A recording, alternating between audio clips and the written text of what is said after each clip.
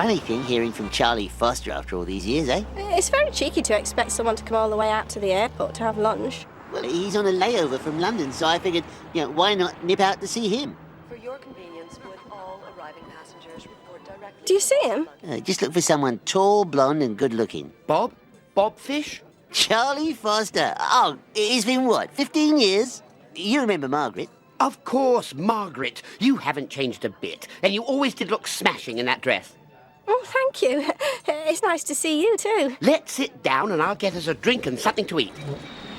Let's have champagne and caviar to start. Oh, but that's too expensive. Don't be silly, it's all free. So, Bob, doing all right for yourself, eh?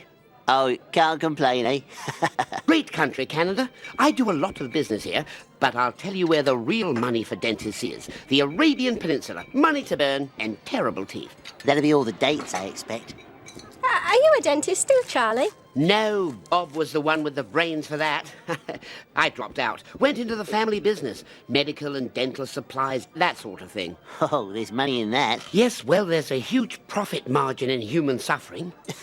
Right. But seriously, Bob, I've got a business proposition for you. It may not make you $1 million, but it would help a lot of people out. Oh, I am all ears.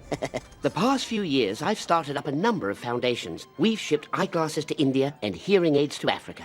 That's wonderful. This year, we hope to provide free dentures to the poor and homeless of Central America. Yes, being toothless and homeless is a sort of double whammy, eh? Anyhow, we're setting up a call center in Montreal to coordinate the donations of money and materials, and that's where you come in, Bob. Me? With you on the board, we can get the startup funding we need from the Canadian government. What do you say? Oh, I don't know, Charlie. Margaret? Well, it would be a chance to help people. That's true. You know, Bob, there's a street choir of toothless orphans singing in the streets of San Jose. Los Denturas Tabajaras. When they sing Guantanamera, you can't understand a single word they say. I'll do it. That's great, Bob. Just great. Last call for flight 189. Oh, I must go. If I miss the flight, my wife will kill me. Listen, come down next Friday. Stay at the house. We're right on the beach. My wife is dying to meet you. A few of her girlfriends from Vegas will be visiting. Oh, I know, married a showgirl. Cliché. Anyway, there's a guest house for you beside the pool. I'll be in touch. Take care, Margaret. Bye-bye, Charles. Take care, Charlie. That Charlie, eh? Oh, what a guy. Imagine living in Costa Rica and with a Vegas showgirl, no less. Ow. Think of it, Margaret. Moonlit walks on the beach, the hot sun, swaying palms. It does sound fantastic, but... What? Well, do you think it's right to go on his board just so he can get a grant from the government? It's not just for a grant, Margaret. It's to help those kids, remember? The choir with no teeth. Well, that is a good cause. Exactly. Oh, look at this. Resident, occupant, homeowner. It's like we don't even have a name. We don't make a difference. We don't make an impact, Margaret. This is a chance to make a difference. Yeah, and spend a few days with some Las Vegas showgirls. Margaret, do you really think I harbour some Las Vegas showgirl fantasy? Well, except for Cher, of course. Except for Cher. Thank you very much. No. Oh, hope mine isn't too skimpy. Oh, they make you wear your underpants here when you're trying on swimming trunks. It's ridiculous. The whole point of trying it on is to see if it fits. I mean, you're not going to be wearing your underwear to the beach. It's the Board of Health. We had the same regulation in England. We did? Yes, since we joined the EC. Oh, right. Well, it still seems weird, especially considering that Europeans wear practically anything. I'm going to try this on. Oh, hello, Heather. It's me, Margaret. Margaret Fish, Bob's wife. Oh, yeah. So, you going on vacation? A lot of money in feet, I guess. Oh, I don't know about that. I try to get south every winter. Last year I had the worst sex I ever had. In Aruba. I mean, the worst. You know what I'm saying. Yes, it sounds... It was this shirt salesman I met at the crab races at the hotel. After all his big talk, I said, no way, Buster, you're not leaving here till we do what we came to do. Oh, dear. So, we're making out, getting all hot and heavy, and it comes time to strip down, if you know what I mean. Well, yes, I mean... So, as we're undressing, I notice he's wearing the most ridiculous bathing suit. You know the kind, so tight they leave nothing to the imagination. You know, it looks good on a 22-year-old firefighter, but this guy's a 42-year-old shirt salesman. Ta-da! Like that, only in yellow.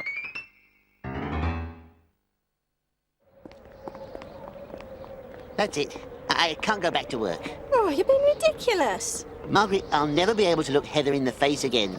Not after she's seen me like that.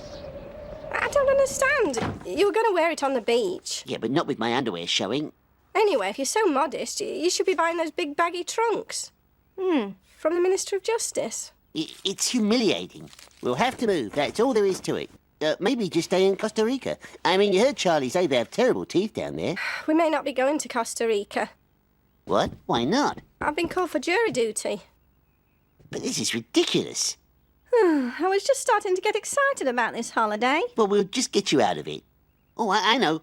We'll say you suffer from diminished mental capacity. Oh, thank you very much. And besides, I think you can go to prison for avoiding jury duty. Oh, Margaret, remember, Canada's judicial system is closely modelled after the British system. You know, it's a system deeply rooted in the search for justice, where fairness and honour reign supreme, and a man's word is as good as his bond. Well, what does that mean for me? It means you can lie through your teeth, and they'll be gullible enough to believe you. Or they'll throw me in jail. Well, no plan's perfect, Margaret. Mrs. Fonseca, in the matter of the Queen versus Mary Neeson, have you formed any opinion about the innocence or guilt of the accused? Well, I guess I don't have much use for temptresses who prey on a man's weaknesses to get what they want, and then when they don't, explode in a rage of fiery passion. If that's what you mean. Thank you. The Crown accepts this juror, Your Honor.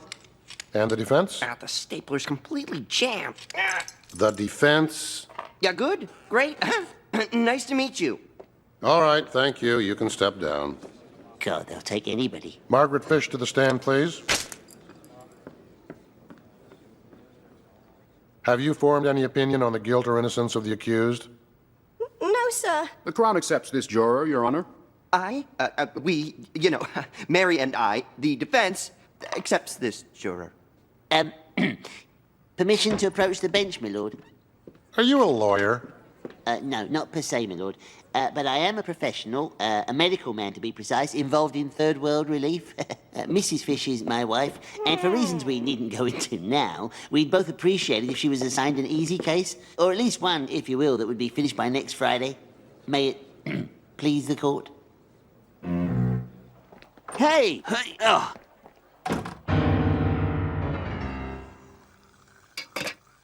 Dr. Fish, Oh, Heather, what are you doing here? I work here. Oh, right. I meant, Look, you don't have to be embarrassed just because I saw you naked. nearly naked. Not naked. No. You did not see me naked. But, it's got nothing to do with that. We're all adults here, right? We've all seen bare skin before, right? No. I just feel bad that I made holiday plans without telling you. Why? I couldn't care less when you take your holidays. Well, it's just that I have some, business affairs to take care of down south. And, did you come in for a reason?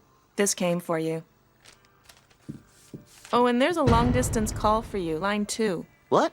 Long distance? Why didn't you tell me sooner? I was going to, but you got embarrassed because I saw you naked. No, you did not see me. Fine, Heather. You saw me naked. Everybody saw me naked. I ran all over the department store naked. And everybody saw my bum. And you know what? I loved it. I never felt more alive. In fact, I'm thinking of stripping down naked right now.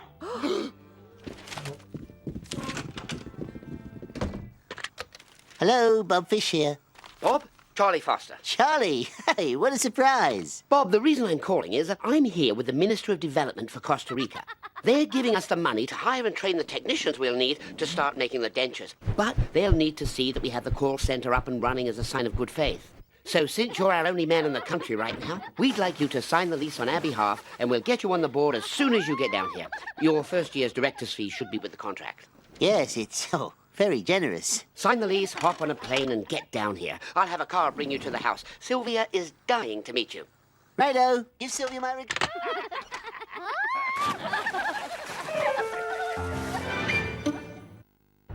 We will show that Mary Neeson is guilty of attempted murder. assault with a weapon, theft, arson, and driving without a seatbelt. We will show that Mary Neeson is a fiery vixen whose explosive temper led her to these heinous acts. We will show that she took her car and drove over her husband as he stood in his own driveway. Then she doused his possessions with gasoline and set them afire. His weed whacker, his leaf blower, his chainsaw, his side bag tractor mower, and his variable speed reversible cordless drill. Your Honor, the defense will show well, for one thing, Mary Neeson was wearing her seatbelt on the night in question. And second of all,